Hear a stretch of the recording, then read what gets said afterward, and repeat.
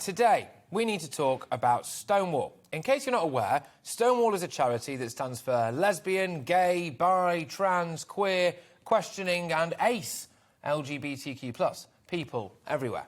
To be fair, if you're not alone, if you find all those acronyms hard to remember, well, you can take a look at woke warrior Justin Trudeau, can't you? Have a look at this. I will never apologise for standing up for an LGBTQ2+. Nice one, mate. Well done. Anyway, now Stonewall was integral in fighting for gay rights, gay marriage, civil partnerships, etc. And it's done a huge amount of very worthy work when it comes to equality and fighting oppression and, frankly, bigotry towards a hugely diverse group of people. But the question is whether or not it has now gone too far. Stonewall stands accused of misinterpreting the law. It denies this. Equality law currently states that sex and gender reassignment are protected and recognised characteristics, but Stonewall backs gender self-identification, and many organisations that have been involved with Stonewall seem to believe that gender rather than sex is a protected characteristic. And this is a key issue, right? Is a man a woman if he says he's a woman?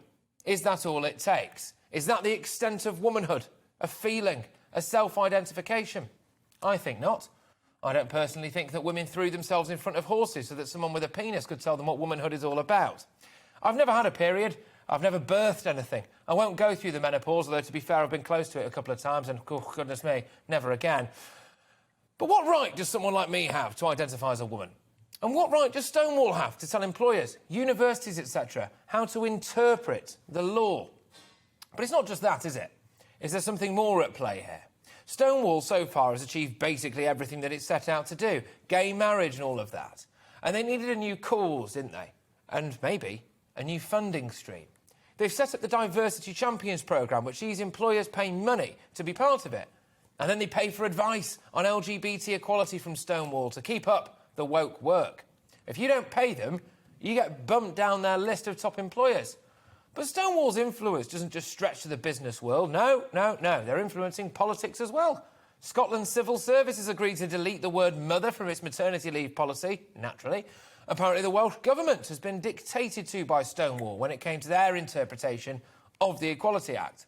It's getting involved in the education system, supporting things like children who identify as the opposite sex being allowed to use the changing rooms of the opposite sex. Now, I think we can all agree that this has at least the potential to pose huge problems for child safety, and let's be honest, the safety of girls more than boys.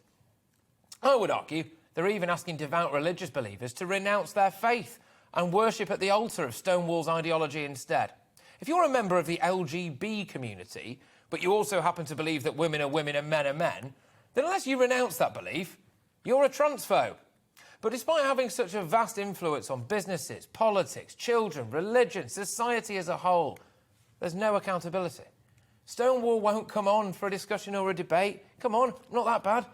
All that power, all that influence, no accountability.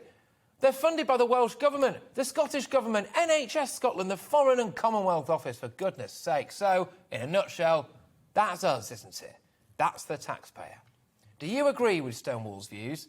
I personally believe that if there was a referendum held tomorrow on whether or not children should be able to change their gender on their school register without parental consent, I think that will be voted down in massive numbers.